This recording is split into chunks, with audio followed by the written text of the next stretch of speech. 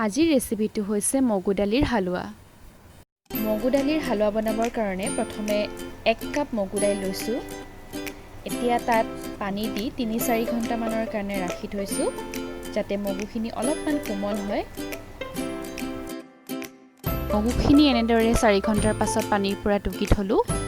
Mixer গ্ৰাইণ্ডাৰত মগুখিনি ভালদৰে পিচি লৈছোঁ। এতিয়া এখন কেৰাহী গৰম হ'বলৈ দিছোঁ।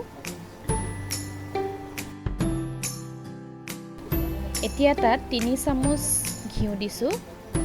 আপোনালোকে প্ৰয়োজন অনুসৰি ঘিউৰ পৰিমাণটো বেছি কম কৰিব পাৰে। ঘিউখিনি গৰম হোৱাৰ পাছত তাত 1 চামুচ চুজি দিছোঁ।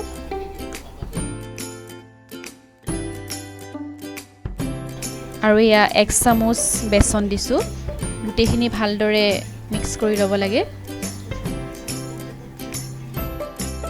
ঘিউ দিলে হালোৱাটো খাবলৈ খুবেই টেষ্টি হয়।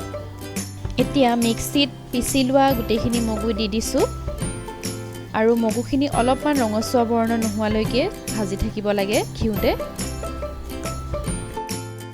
এতিয়া চুগাৰ চিৰাপ বনাবৰ বাবে আন এখন কেৰাহীত অলপ পানী গৰম কৰি তাত আধা কাপ চেনি দিছোঁ।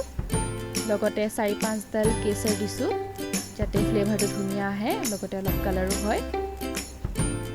এতিয়া 2টা ইলাচি দিছোঁ। প্ৰায় 15 মিনিটৰ পাছত কালাৰটো এনেকুৱা হ'ব আৰু এই চুগাৰ চিৰাপখিনি মগু দালিখিনি দি দিছোঁ আৰু ভালদৰে মিহলি কৰাৰ পাছত কালাৰটো এনেকুৱা হ'ব। আপোনালোকে ফুড কালাৰো ইউজ কৰিব পাৰে।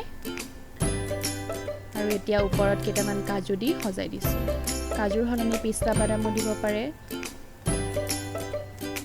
আৰু এয়াই হৈ গ'ল মগু দালিৰ হালোৱা।